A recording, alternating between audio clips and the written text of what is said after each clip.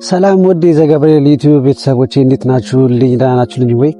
በጣም ተጠፋፍተናል አውቃለሁ። ያው እኔም ጠፋሁኝ። እንግዲህ አካውንቱን ከፍቼው ሳልሰራበት ሳልጠቀምበት ጠፋሁኝና እስኪ ዛሬ በመንገዳችን እየሄድን አንዳንድ ቪዲዮዎችን እንመለከታለንና ከመንፈሳዊነት አንፃር ወይም ደግሞ ከመንፈሳዊ አንግል እነዚህ ቪዲዮዎች ምን አይነት ትርጉም እንዳላቸው እስኪ የምናይ ይሆናል። አብራችሁኝ ቆዩ።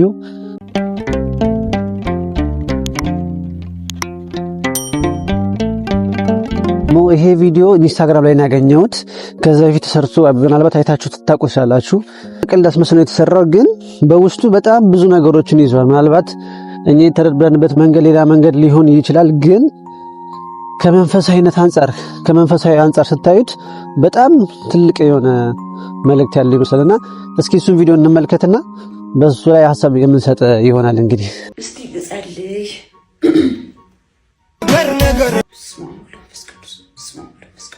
ማን ያለው ምንድን ነው?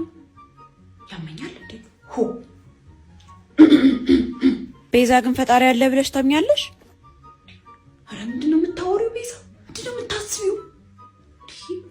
ፈጣሪ ይቅር በለኝ ፈጣሪ።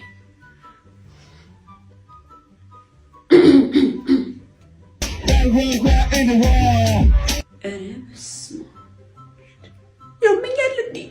ጌት ነው ማመጣቸው ቪዲዮ እንደተመለከታችሁት በጣም አብዛኞቻችን የሚገጥመን ነገር ነው። በተለይ በጸሎት ለመትጋት ወይም ደግሞ ለመስገድ ወደ ቤተክርስቲያን ለመቅረብ ስንሞክር የሚያጋጥመን ነገር ነውና ግን እንደ ቀልድ እንደ ዝም ብለን የምናልፈው እንደዚህ የሚያሳስበን እንደዚህ በቃ ማሰብ የማንፈልጋቸውን ሐሳቦች እንድናስብ የሚያደርገን ማን ነው የሚለው ነገር ላይ ስንመጣ ማን እንደሆነ አናውቅም። ለምን እንደሆነ ማወቅም አንፈልግምና እንደዚህ አይነት ሰዎች ደግሞ ብዙ ጊዜ ምን ያስባሉ? በቃ ኢቭን በነገራችን ላይ ሰይጣን የለብኝም ብሎ እንኳን የሚያስቡ ሰዎች ናቸው እንደዚህ አይነት ሰዎች። እንግዲህ አስቡት፣ እንግዲህ በጸሎት ላይ ሆናችሁ ልክ እንደዚህ አይነት ነገር ሲሰማችሁ አይ ወይኔ ይነርሉም እኮ ምናምን ይቅር በለኝ ምናምን ስትሉ ማለት ነው። እናንተ ካልሆናችሁ በውስጣችሁ ሆኖ እንደዚህ የሚያወራው ማን ነው? እንደዚህ ሆኖ የሚያወራው ማን ነው? የማትፈልጉትን ቃላት ዘፈንም ሊሆን ይችላል፣ የረሳችሁትን ቃል ሊሆን ይችላል። የሚያስታውሳችሁ አካል ማን ነው? ይሄን አካል ማወቅ አለብን። ምክንያቱም በጣም ብዙ የሚፈታተነን ነገሮች አሉ ከዚህም ውጪ ማለቱና ልክ እንደዚህ አይነት ነገር ሲገጥመን እንደዚህ አይነት ነገር ሲመጣብን ምንድነው ማድረግ ያለብን? ይቅር በለኝ ብለን እኔማ ሁሉ ጊዜ እንደዚህ ነው የምሆነው ብለን መተውን ያለብን ጸሎታችንን ወይስ ምንድነው ማድረግ ያለብን የሚለው ነገር ላይ ሁላችንም በደንብ ማሰብ መቻል አለብን። እንደዚህ የሚያደርገን ማን ነው? እንዳልጸልይ የሚያደርገኝ፣ የተጣላሁትን ሰው የሚያስታውሰኝ፣ የረሳሁትን ዕቃ የሚያስታውሰኝ፣ ለጸሎት ስቆም ማን ነው የሚለው ነገር ማሰብ አለብን። በዚህ ማለበዛ ሁላችንም የመንፈስ ተጠቂዎች ነን ማለት ነው። እንደዚህ የሚያስበው ሐሳብ የኛ ሐሳብ ካልሆነ የሆነ መንፈስ አካል በውስጣችን ነው እንደዚህ ነገር የሚያስበው ነገር አለ ማለት ነው። የሚያስብ አካል አለ ማለት ነው። ስለዚህ እቺን ነገር በደንብ ልንይዛት ይገባል ማለት ነው። እና ውድ ቤተሰቦቼ ባጭሩ እንደዚህ የሚያደርገን ምንም የማታውቁት አካል አይደለም። በቃ እርኩስ መንፈስ ነው እንደዚህ የሚያደርገን። ምክንያቱም አስቡት፣ እንደዚህ ዘፈን ጭፈራ ውስጥ ዓለማዊ የሆኑ ነገሮች ውስጥ ከቶን ዝም ብሎን በአንድ ቀን የሚፈተን ይመስላችኋል? መንፈሳዊ ክንውኖችን ለማድረግ ስንፈልግ በአንድ ጊዜ የሚፈቅድልን ይመስላችኋል?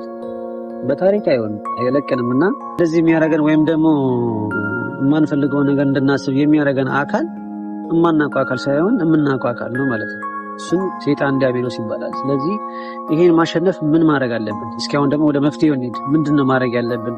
አንደኛ ዓላማችንን ማወቅ። በቃ በመንፈሳዊ ምን አይነት ጥግ ላይ መድረስ እንደምንፈልግ ማወቅ።